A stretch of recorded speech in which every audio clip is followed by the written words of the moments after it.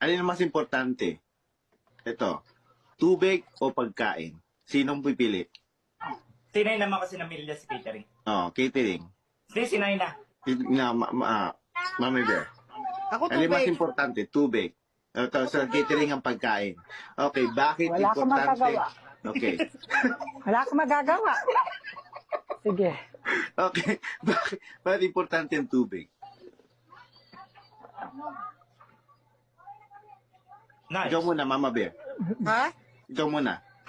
Kasi kahit wala kang pagkain, basta may tubig kang naiinom, mabubuhay ka na. Katuyo yung lalamunan mo, mag-inom ka ng tubig, okay lang. O ikaw?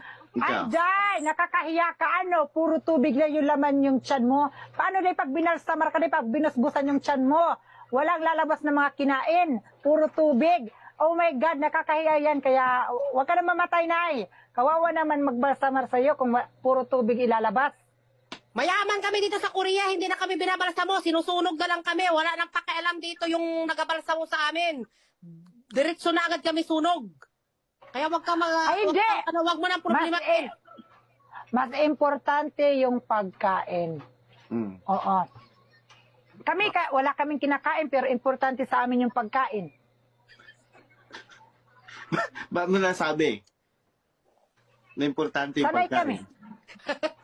Tubig. Sanay kami sa tubig eh.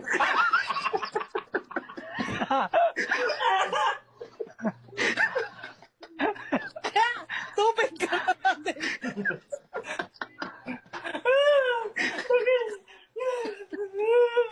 Kaya, tubig. Alam ko, masakit ng ulo ko. Kaya tubig ka na lang din. Tubig na lang ako, Nay.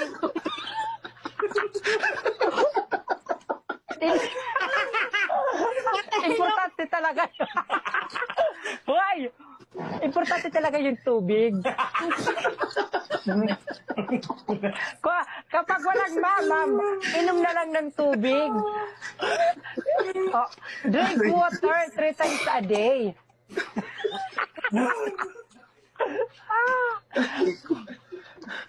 Sakit na yung lalamunan ko. Grabe ang nanonood. O 1.4. Shout out to 1.4. Thank you so much.